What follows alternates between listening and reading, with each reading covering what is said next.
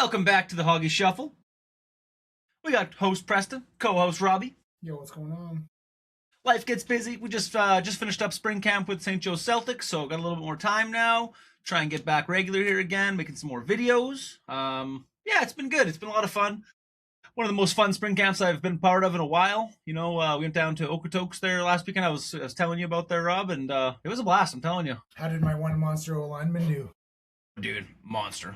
We're back on the bus and we're ripping through and kind of making jokes, watching film, and he's just like, well, like, oh, that next play, I want to see the next play. And we're like, well, it better be a big block, and like, better see it. And he just blows this kid up. Oh my gosh. We're talking about national championship wrestler here, like just an absolute stud. Anywhere you want on the line of scrimmage, center to guard to tackle, just a monster. Yeah, he's a dog. Absolute dog. So excited for his future where he goes. And like we're talking like genius too. Like we're talking engineer major. Absolute monster. So excited to see his future. How'd your defense hold up? Pretty well. You know, we had a couple of blunders here and there, but I think overall we held ourselves pretty solid. You know, a couple different guys in some different positions, but we had a guy playing a new spot he hasn't played in, you know, since probably Bantam, and it was really cool to see him go on defense and absolutely light it up as a halfback, and so I was really excited to see him be successful and succeed at that. Sent him on a few blitzes, and it was nasty. I like to see that you guys went and challenged the big dogs. Like, you know, it's spring camp, and, you know, you could have went down and picked an easy tournament or an easy thing to go to, but you went after the two, you know, the perennial powerhouses outside of St. Joe's, with HTA and Austin O'Brien out of Edmonton, yep, and HTA out of the Calgary area. That was cool for me to see that, you know, with the three best Catholic or the three best guys in your division fighting it off during spring camp. I thought that was pretty cool to see. Well, it was so much fun. Like I said, it was one of the most fun spring camps I've been a part of, man. You just seeing those kids go from a group of guys to a solid team and become that unit that weekend was something special. You only get that every few years, man. To see that was just something special. But yeah, I mean, welcome back to Hoggy Shuffle. We're talking NFL news, hot takes, everything in between. Always want to represent the offensive defensive line. We got the big boys, but we got training camps right around the corner here. Mandatory mini camps are underway. We got storylines popping up all over the league. We're looking at the biggest headlines. Couple overreactions that might be true, might be not. I don't know. We'll see. And a few hot takes. You know, we'll have the NFL fans arguing all week long. Like, everybody, pause your roll on this one a little bit. I created this one last week, so, you know, if there's anything that's a little out of date, this is last week's podcast, but we'll see how it goes. Hey, we're ready to go. It's the Hoggy Shuffle. Let's do it. We got around the league first. So I'll get Robbie to start with the first one here, because it's obviously his beloved Raiders. All right. Storyline 1, the Raiders rookie watch begins. All eyes on Raiders mandatory minicamps. They get underway. Rookie Fernando Mendoza is the biggest storyline. Mendoza. Biggest storyline for the Raiders. You know, fans are eager to see what he can build, what he can bring to the depth chart, and can he climb? Is he going to push? Is he going to start this year? You know, the Raiders are installing a new defensive scheme, making this one of the most interesting camps in the NFL. I mean, the Raiders did, for the most part, more than most around the league. Like, they put some big pieces, and then they were getting rid of Crosby, so they had all this money to spend, but Crosby stayed, and so they built this defense. Now, who knows what's going to happen? You know, us Raiders fans, we always have big eyes in the spring camp. We're always talking crap and always wanting shit to happen, but at the end of the day, we always fall short. What else you got? Next time we got to talk about the birds, but we're talking about the other birds, you know, across the way. Cardinals quarterback drama. Okay, we got Jacoby Brissett ending his holdout reported to minicamp, but his contract situation remains a little unresolved. Arizona might have solved one problem, but getting him in the building, being the quarterback situation, it's still worth watching all summer. We're going to see who takes that spot. We're going to see who rolls in there, because at the end of the day, you never know what's going to happen until the season starts off. Because who they got? They got Beck from played college football for 35 seasons. Old man Beck. Right? Like, again, he's got some pretty good skills. He's played a lot. I mean, the money situation for him is not a big deal. Like, he's got money. Like, he's already a millionaire. Like, he made that money. He can come in and take a pay cut and push for some time. Yeah. Then we're going to have the Giants rebuilding their defensive identity. Obviously, Giants are in their minicamp with a completely revamped defensive front after moving on from Dexter Lawrence II. Questions now is whether depth can replace the star power. The defense could either surprise people or struggle early in the season, and that happens a lot in this league. You know, you get these young guys coming in, you can only pay them so little for so long, and then they need that big contract, so you got to ship them out, let them go, and try and get in that draft and get that free agency.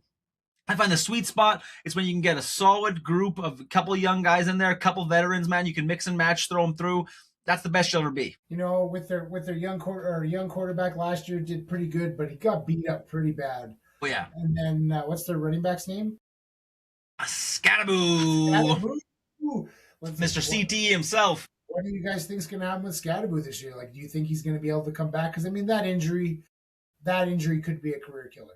Thing is, though, he's not a jump cut running back. You know what I mean? He's a drop the shoulder, drop the noggin, run right through you. So most running backs, 100%, I agree with you. They're juke and jive and ripping around the field. He's a one cut back. He's a hit the hole as hard as he can, get 3 to 4 yards. He's not going to try and juke around, try and use his legs, move, boom, boom, boom. So I think he's honestly probably going to be pretty fine.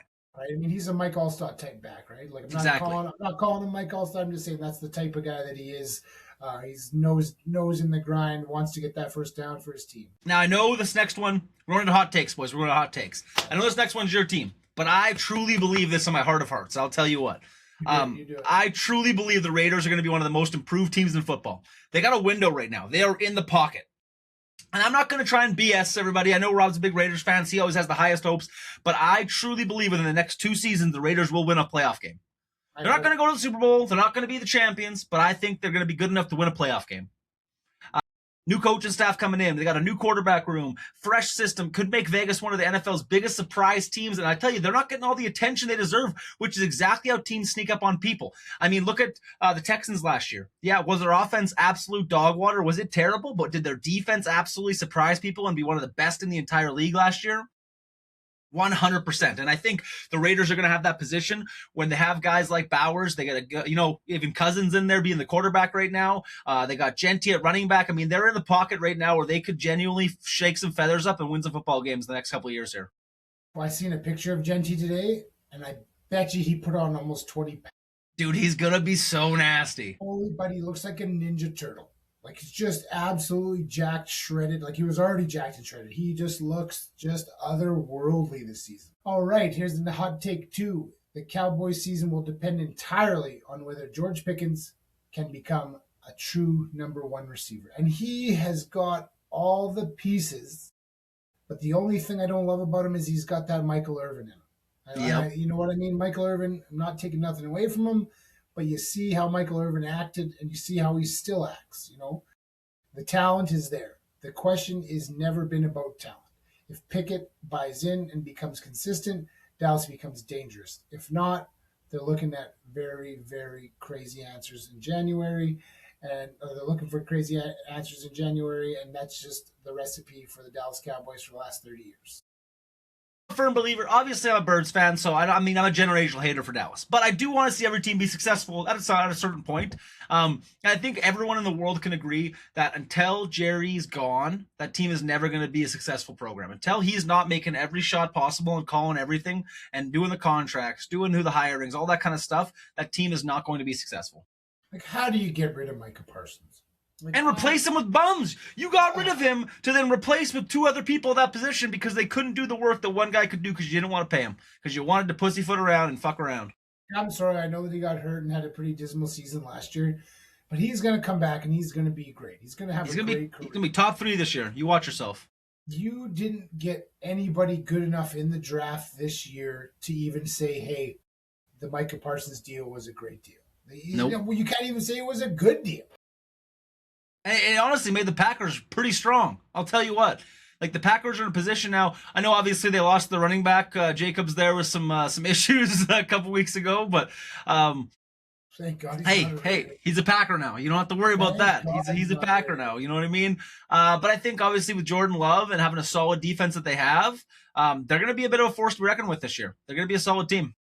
I hope. Again, I like the Green Bay Packers. I've always liked the Green Bay Packers. They've always put out that brand of football that brings a guy to the television and just says, hey, man, It's Monday Night Football. It's Sunday afternoon football. We're watching the Packers game because the Packers, you know what, 90% of the time they put on a good game for us to watch. Oh, yeah. A hot take number 3, we're going to talk about some contract standoffs to explode. Obviously there's star players out there that are going to dominate in mini camps and training camps. Every year there's one.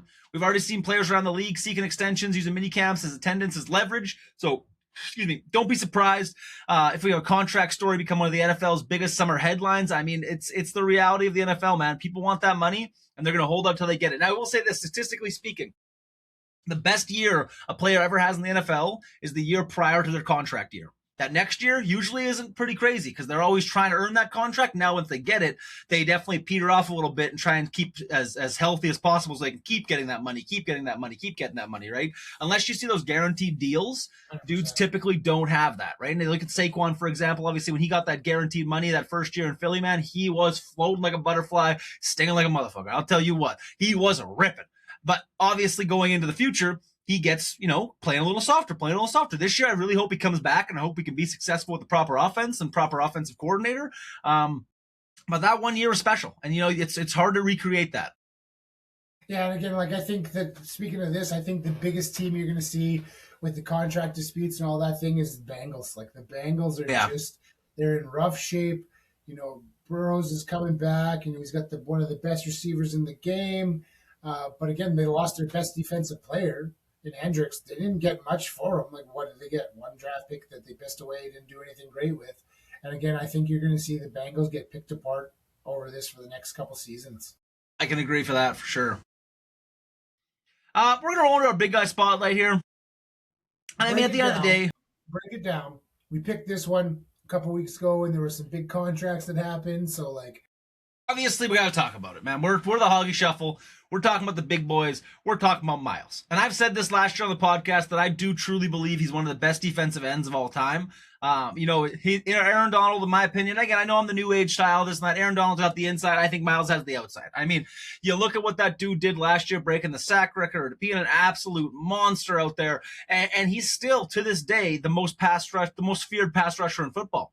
100%. I mean, when you're talking about game records in the NFL, Myles has to be near the top of every single list. Every single week, opposing offensive coordinators will build their entire game plans around stopping him. And most of the time, it still doesn't work. That dude demands a triple team, double team at the minimum, but demands a triple team most times to try and run a play to his side. I mean, you look at the fact that he became the face of the Cleveland Browns defense thanks to his combination of size, speed, and athleticism. At 6'4", 270, that dude can dunk. You ever seen him in the NBA celebrity games? He's ripping around dunking. He's an absolute monster. He moves like a linebacker, hits like a defensive tackle, whether it's a sack, a strip, forcing a quarterback into a bad throw. He is consistently changing the game. If he's on the field, it's go time. My question is here. No, sorry to interrupt you, but my question is here. Max Crosby draws 2 first-round picks. Didn't happen. But they weren't getting rid of him for 2 first-round picks. Now, if Max Crosby, my guy, love him, one of the greatest at the moment.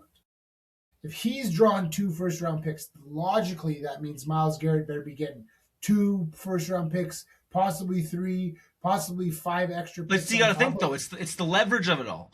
They knew no matter what, Myles was either sitting out a year or he was gone. He was gone from Cleveland no matter what. And every team knew it, so they didn't have to offer the world to get him because they knew that no matter what, he wasn't staying, and the Browns knew it too. He was going to play out his contract here. He still had 1 year left on his contract. He was still going to play out the season. But the point I'm trying to make to you is it just blows my mind that LA, the team that got him, they're going to be paying him half of what he's getting anywhere else because you only get the taxes there. He's going for a chip. I'm telling you right now. That has to be it. He's going for the chip. He must think Matthew Stafford has it more than anybody else. And I'll tell you that Puka kid, dog.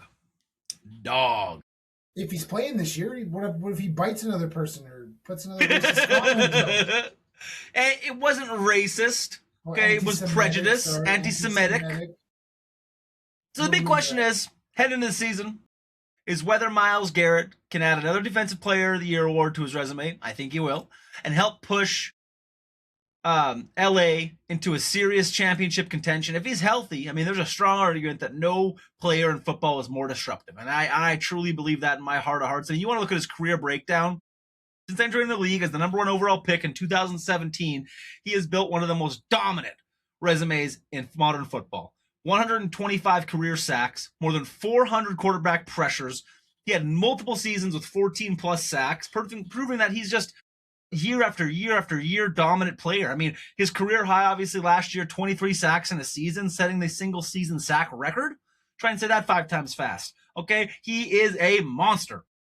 I'm going to talk about his awards. We got 2-time Defensive Player of the Year award.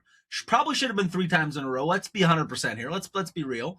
7-time Pro Bowler, 6-time First Team All-Pro. He's 2020 Walter Payton Man of the Year nominee. Obviously, some people win it, some people don't. That's more of a character thing that every team obviously has those guys, and I love seeing them get nominated for that. That just means he's doing great things in his community. And what makes him different? I mean, you want to talk about what makes him different. I mean, he's a complete game wrecker. He draws consistent doubles and triples, beats elite tackles, forces offenses to completely shift production to count from on every snap. And even when he doesn't show up on the stat sheet, he shows up on film, just collapsing pockets, forcing rush throws, and changing entire game plans. Bottom line, Garrett is not just one of the best rushers today. He's building a Hall of Fame resume, and he is a first ballot. He could retire tomorrow. He is first ballot all day, every day, twice on Sunday. I just look at him and I look at the stats and I look at who in the past could have put up these numbers. And there's only 1 or 2 guys you could even mention that could have put up these numbers. And like we were talking about Bruce Smith. We were talking about Buddy from the Green Bay Packers that just came from the Cardinals. And Reggie White. And like I watched a podcast with they were sitting on there and he's like, I do everything better than you. And Myles Garrett just smiles and laughs, doesn't fight him, doesn't argue him because he knows. He knows the kind of dog that he is. He knows the monster, the wrecking machine that he puts out every week, week in and week out. And he played for the Browns. He's putting these numbers up for the Cleveland Browns. Now you gotta understand what you're saying there too. The Browns historically have one of the worst offenses, so that does give him more opportunities to play defense on the field.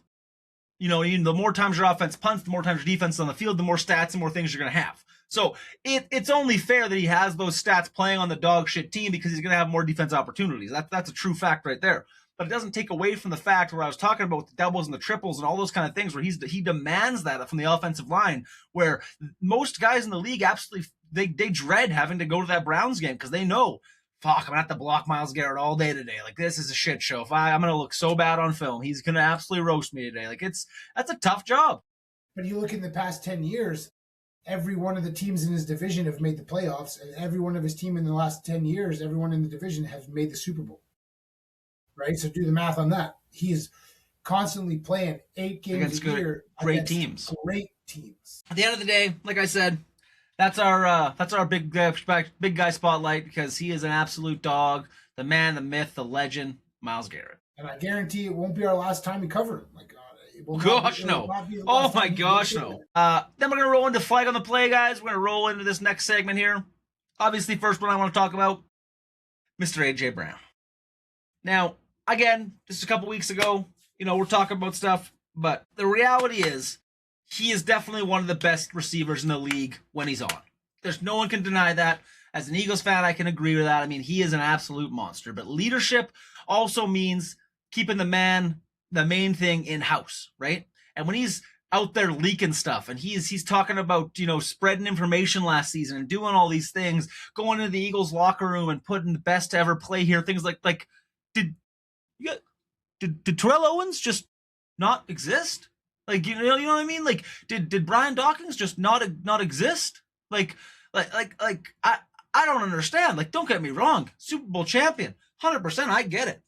But we're talking individuals here. We're talking individual dogs. Get out of here. I could probably go 6 deep before I even thought about it. Maybe 10. Not easy. Like, I'm taking Deshaun Jackson. I'm not going to lie to you. And just the pure deep threat Deshaun Jackson, the kick return ability of that dude, man.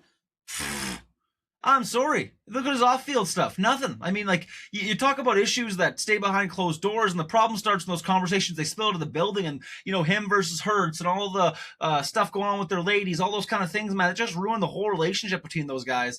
And it became more than football. And it's one of the things as a coach, I always tell the kids, it's the most important lesson you can ever have in football. And you take this everywhere you go in life. I learned this as a young man, is that you hang it at the door. No matter what's going on in your life, no matter what's happening out there, man, you can hang it at the door. You go out there with the boys. You got 2 hours of hard knocks, head hitting. pound ground football, having fun.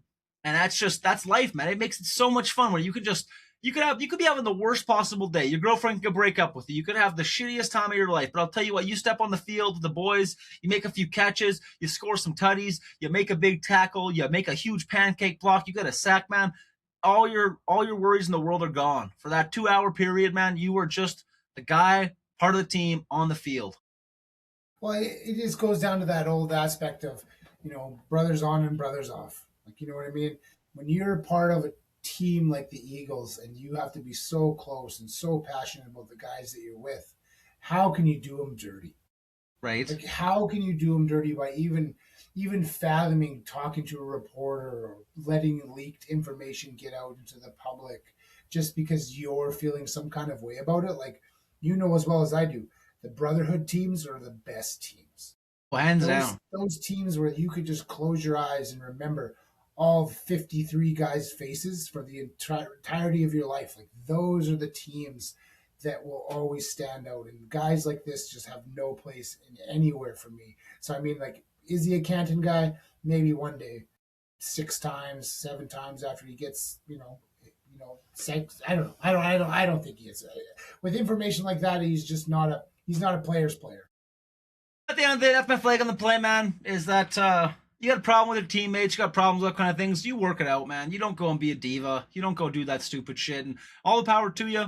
Hope you have a great time in the Patriots, but not going to miss the BS. I'll tell you that. Great player, but not going to miss the off-field BS for sure. Okay, this one hits home for me. Flag on the play too. And it states domestic violence has no place in the NFL. And let's be honest here, guys. Domestic violence just has no place in the world. And you can just tell where this one's going. Situation involving Josh Jacobs, and again, I know it's late. Don't hate on us, but this one's been burning me up for weeks and weeks and weeks. Allegations have put him in the spotlight. The legal process is still ongoing. The facts ultimately will be determined through that process. And we've got no information outside of the charges that have been laid, and that's pretty much all we've heard. But I can't tell you how much this bothers me. And I always say it, and you hear me say it all the time on our podcast. You are a role model to young men and women everywhere. And you can't control your own emotions, and you're dragging some lady or even a man. Even if a woman does it to a man, there's just no place in this world. Domestic violence is just 100% unacceptable. The NFL has spent years talking about accountability, respect, leadership. Those values mean nothing if we only talk about them when it's convenient and we're not taking anything away from it. Allegations of domestic violence are serious because they involve real people, real families, and real consequences. Too often, fans rush to defend players because of what they do on Sunday. A talent statistics popularity should never outweigh the seriousness of allegations involving violence. This isn't about wins and losses. It's about standards. If allegations are proven to be true, there should be a meaningful consequence. The league, teams, fans should all expect better from the people representing this sport. 100%. It's absolutely ridiculous, man.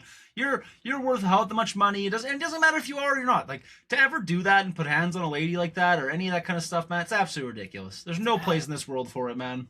There's absolutely no place. And again, us as fans should be demanding that man does not play football ever again in the NFL. Well, it's something you've always said this to me as an NFL fan. I mean, at the end of the day, majority of these fans are kids, man. The majority of these fans are young kids, impressionable. They look up to these guys. When they see that kind of stuff, man, you're just being a terrible role model. You're doing the wrong stuff. That is just absolutely ridiculous. Not something we need to have.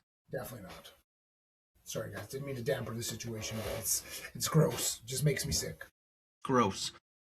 But we're going to roll into something more fun. We're going to roll into the penalty box or Hall of Fame. Let Rob explain this one since he kind of made the game up a little bit here. Okay, so how it works, you or your co-host get a statement about an NFL player, team, moment. Each person must decide instantly. You have 3 seconds, okay? You have 3 seconds to decide penalty box or Hall of Fame. Penalty box, overrated, bad take, or needs to chill. Hall of Fame, elite, legendary. With the undeniable truth. No overthinking. First reactions only. If someone hesitates more than 3 seconds, they automatically go to the penalty box. Okay? Do you I like understand it. the rules? I understand the rules. I like Okay. it. So I'll go first. You go. You will just go 1-2, 1-2, 1-2. Okay. All right. Quarterback debate chaos. You got penalty box or you got Hall of Fame. Patrick Mahomes is already a top 3 quarterback of all time. Hall of Fame. I agreed. I hate him. I hate him so much, but it's so true.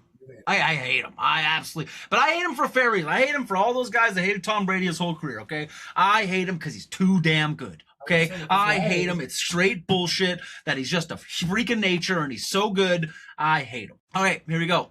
Dak Prescott gets too much blame in big games. True. I think so too. You know what I mean? You look at what he did last year. There were so many times when his teammates let him down last season. He made the big play. He ran for the first down, holding, dropped ball, bitchy guys. 100%. Still sucks though. This one's for you. Jalen Hurts is carried by his roster, not the other way around. Bad take. Penalty box.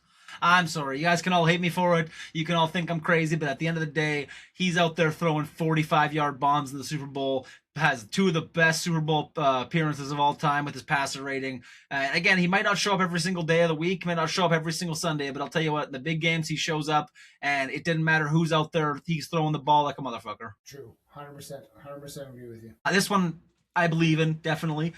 Rookie quarterbacks should never start week 1 at all. True. Never should be a thing.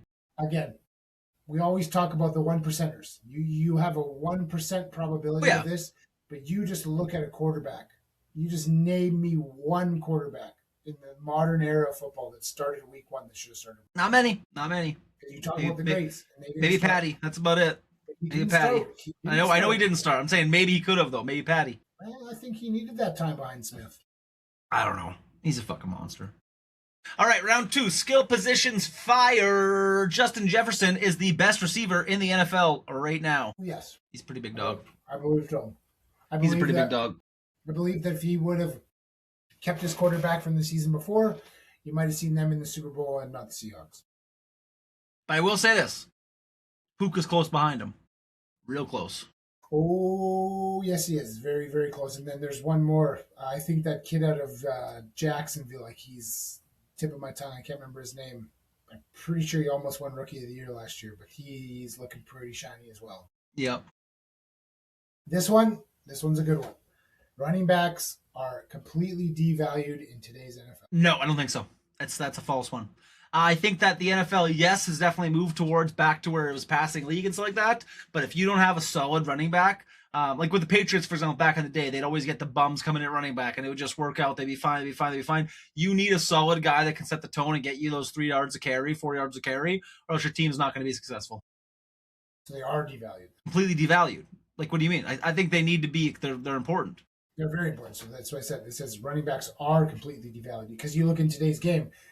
People think running backs are a dime a dozen. No, we don't need this guy. We're not paying him the money. So he's. I see what you're saying. Okay. He's jumping over, right? Kelsey's a top 3 tight end even with age. 100%. Again, this goes back to the same thing about Mahomes. Do I think Kelsey is one of the greatest of all time? Yeah. I think so. I think in his prime, unreal. Name me 3 better tight ends than Travis Kelsey right now in the league. Bowers. I'd take Dallas Goedert over him. I'd also take what's the one dude there? I want to say what's his name? There's one more. Hogan's pretty good. I'd take Buddy out of San Fran over him right now. Currently, not career, but currently. That's understandable, but he'll play 6 games and he'll be hurt. True. Kittle, you know what I mean? Like, yep. This is not just on every day. Like, this is right now top 3. I mean, Travis Kelsey at his age is still in the conversation for top 3. And here's how I know it: because he's got the best quarterback throwing on the ball. So it doesn't matter even if he's not that great. The guy's getting open and he's in there. Like, it's like saying Gronk, right? Would Gronk have been Gronk without Tom Brady? Hell no. There's a reason Gronk didn't go to Detroit. There's a reason Gronk was going to retire.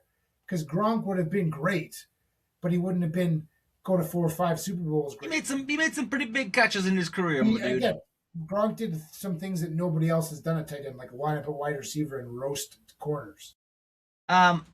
last one here for the skill position. Bijan Robinson is on track to being the best running back in football. I totally agree with that. If they could put an O-line with Bijan Robinson and a good coach, he would undoubtedly be one of the greatest guys in the league right now, if not the best. He's top 3. He's top 3 for sure. Like, you see him when he gets outside the tackles and he's running upfield, man. There is nobody, maybe Montgomery right now, that is quick or as good at what he's doing in his position. Okay, here's the one. Just hits home. We just talked about this. Myles Garrett is the most dominant defensive player in the league, and there's some guys. Hall of Fame. I agree. Not even close. I agree with you. Not even close. All right. We got Aaron Donald's retirement created a massive gap in NFL defenses. I don't think so. Not really, no. I agree on that. I'm going to say... Was it huge? Yeah. Aaron Donald was great. Don't get me wrong. Aaron Donald had a great career. But again, I look at Aaron Donald like I look at some other guys. I don't look at Aaron Donald as like, oh man, like he did all these great things for so long. And like, let's be honest, when we talk about these great defensive players, we talk about their longevity. We talk about how Ray Lewis played 20 years in the league. Like we talk about. I am going to stop you there. I do think Aaron Donald is probably top 2 most dominant defensive tackles of all time. Like I will tell you that. Yeah, but I'm talking individual. I'm not talking team stats. I'm talking individual stats. He's got Warren Sapp stats, and a little bit better than Warren Sapp. I don't know about that. I don't know. We'll have to look that one up after. I think he's definitely got a lot better stats than that. How many tight end catches does he have for touchdown? How many defensive player of the years does Warren Sapp have? Same. He definitely has one. Maybe. Aaron Donald's got a few, though. Okay. Linebackers are becoming less important in modern era football. Completely agree. Oh, I definitely agree with that. The size of halfbacks and safeties nowadays and nickel players, corners, things like that, you can get away with having subpar linebackers. You truly can. I see your point, but I also see that a good middle linebacker is almost just as valuable as the best quarterback in the league. See, I think it's more important to have a great safety than it is to have a great middle linebacker. No, that's fair enough. Because you can always give up 5 or 10 yards, but if you're not giving up the big plays, that's the important thing. Ooh, this next one's a doozy. Shutdown corners are more valuable than elite pass rushers. True. Not wholeheartedly true. I don't know. That's a hard one for me because I think having a shutdown corner, like obviously like PS2, you got Cooper DeJean, guys like that, monsters. Get it completely. But if you have a guy that's consistently disrupting the pass every single down of football, that's more important, I think, than having a shutdown, lockdown corner. I just see it like this. I have the best wide receiver, best quarterback in the league. I'm playing against the best corner in the league, Deion Sanders, right? How many times did that game get taken away off the scoreboard because that corner has now clobbered me? How many times did Will Anderson Jr. absolutely destroy Joe Burrow in that Bengals game? 100%. And you couldn't even name me who the corner is on the Texans. That's true. That's what I mean. It's such a hard one. I'm not saying you're right or wrong. I'm just saying that's a hard one. That's definitely a hard one. It is what it is, right? Like it's a tough conversation. It's just like it's 50% one, 50% the other way. I think this one's for you. Yeah, next one. We got hot take mayhem. You know what I'm going to say on this one? I'm the reader. Yeah. The Cowboys will disappoint again this season. 100% they will. Again, because of the fact that Jerry's still there. As soon as Jerry's gone, man, that Cowboys are going to be a fucking tear on the NFC East. But until that dude is gone, until he fucking crawls into the little hole he came from, they're going to be terrible. He's never going to be gone. One day he'll crawl in the hole. Dirty old white racist. Those guys live forever. He's the master of the Sith. He's Darth Plagueis. This one hurts me. It's your answer. Chiefs dynasty is not slowing down anytime soon. You know why I say no? Because what did you see last week? Patrick Mahomes restructured his contract so that the Chiefs could sign better players, and he took a little bit upfront money, but took away the back end money so the Chiefs could get more players. And you know what happened? They're going to be a monster. They're probably going back to the Super Bowl this year. Let's be honest here. Let's be 100% here. More and more players. Look what happened to Tom Brady when he had that injury. What happened? Yep. Right he went, I need protection. Right to the chip. I'm pretty sure he went undefeated to the chip. Yeah. Coaching matters more than quarterback play in today's NFL. Yes. And the reason why, I will say this, I'm not saying head coaching, I'm saying offensive coordinator. If you have a shit offensive coordinator, it does not matter how good your quarterback is. You could have the most skilled quarterback in the league. If they're calling shit ass plays, you're fucked. Doesn't matter. You're screwed. And the Eagles are a prime example. 100%. Eagles are prime example. That offense should not have been terrible last year, and we were absolute dog water. Where we at here? The NFC is weaker than the AFC by a wide margin. I don't know, wide margin, but what do you think? I'd say no. And I'm gonna answer that one quickly because for a long time, when you could gauge this by the Pro Bowl, for a long time, you could gauge this by the Pro Bowl. For a long time, you'd watch the Pro Bowl and the AFC would absolutely kick the boots off of the NFC. And it's because all the best players in the AFC would play and all the best players in the NFC. But now we don't get a joke. We don't get to have that gauge anymore. But I think it's definitely more of an even tier, more of an even culture. You're seeing it go back and forth every year. AFC, NFC, AFC, NFC. For a long time there, AFC was dominating. Patriots, Pittsburgh, Ravens, Colts. Yeah. It was just Denver. It was crazy. Right? All right, I like that one. It was a nice chatty back and forth kind of one. All right, guys. Well, Rob's next segment here. Here's our segment, the good, the bad, and the ugly. We'll keep it fast. We'll keep it fiery for you. Lions keep building. The Detroit Lions continue to look like one of the NFC's most complete teams after years of being punchline in the league. They're entering this season with legitimate Super Bowl expectations. I think so, man. I think the window's over. You think so? I think the window's over. I think they ran their case. They ran their when they lost their best coach, and you could see when he went to Madden cover, he went to the Bears. You know what I mean? I agree with you on that one. Bo Nix is taking control in Denver. Bo Nix looks increasingly comfortable in the leadership role with the Broncos offense. Reports from offseason workouts suggest that he has taken significant steps forward heading into year 2. Could Bo Nix make a leap into AFC's upper tier of quarterbacks? And the only reason I will say yes is because they got the coach. And I love Sean. He is such a great coach. And just look how fast he's turned that dumpster fire of a team who lost to the Raiders for 5 years straight every game. Every time. Bo Nix sucks. He's going to get bailed out by his defense. Raiders defense looks legit. The Las Vegas Raiders defense has become one of the most underrated units in football, led by Max Crosby. They're building identity around the toughness and their pressure. Can the Raiders win enough games on defense alone? No, they can't win enough games on defense alone, but I think that they really have a shot at being a 50-50, not a subpar, but they have a shot at being. They're going to be a solid team, man. I'm telling you what. A decent team this year.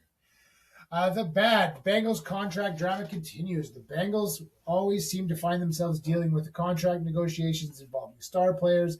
It's become a yearly distraction that follows a team into training camp. Are contract disputes becoming part of the Bengals culture? We talked about this already this week. They are a dumpster fire. They're going to continue to be a dumpster fire, and they play in one of the toughest divisions in the league, and that's why they can't make money. Copy the Chiefs, pay your quarterback less money, get better players. Number 2, Saints still searching for directions. New Orleans Saints feel stuck between rebuilding and competing. They're not bad enough for a full reset, but they're good enough to be considered contenders. Is it time for the Saints to tear it down and start all over? Boys, you signed my boy Derek Carr thinking you had the Super Bowl run in you. Let's be honest. Pack her in. Spencer Rattler's not the guy. You got to dumpster fire that and get out of there. Steelers quarterback questions. The Pittsburgh Steelers once again head into the seasons with a question at quarterback. The roster is talented enough to compete, but uncertain under center remains. How long can Pittsburgh keep winning without their quarterback play? You mark my words, you heard it right now. This is going to be the worst season the Steelers have had in 20 years coming up. The worst. Oh, yeah. I don't think they win more than 5 games. Mike McCarthy is one of the worst coaches in the league. He destroyed a decent Dallas team. He took the Green Bay Packers to a Super Bowl and won, and then absolutely nothing's had ever since. Absolute dumpster fire. Gross. Let's get into the ugly, and this one's a circus. Browns quarterback circus. The Cleveland Browns quarterback battle continues to dominate headlines. Every practice creates another debate and another controversy. Can this team truly contend when a QB1 is not clear? They took Dylan Dennis's number away from him. He was the starting guy. He was over Shedeur Sanders. Now Sanders is 2, and Dylan Dennis lost his number. How do you do that to a guy, man? That's just mean. Cowboys expectations versus reality. Cowboys are in here twice. Every year the Dallas Cowboys are hyped as contenders, and every year the pressure grows. Sorry, Tori. At some point, expectations have to turn into results. Are the Cowboys the most over-discussed team in sports? That's a question. That's a period of a question. Yeah, pretty close. They're the richest team in sports, and people loved to hate. And again, here we go again on the ugly. We are in a never-ending holdout season. This guy doesn't want to play until he gets this amount of money. This guy doesn't want to be franchise tagged. Get over it, you guys. You guys are freaking NFL superstars. Pay these guys. Don't pay these guys. Whatever. We just want to watch you guys play. That's all I got. And it's the truth. I mean, you look at all these guys in the NFL. You obviously look at what happens. We talk about it. We talk about the good, the bad, the ugly. We talk about a lot of things today. Obviously, our main focus always is the big guys. We want to see the big guys be successful. We want to see these young guys that got drafted this year become terrors in the league. We're excited to see what happens in the future. We're excited to see what keep going on with this podcast. Obviously, talking about the big dudes, talking about it all, seeing who's going to be the best offensive lineman or the best lineman next year. I mean, we're excited here. So appreciate you guys watching the Hoggy Shuffle. Appreciate you guys are following in with us, checking in, seeing what we're all about. And as always, stay square. Stay nasty. See you back next time. See you guys.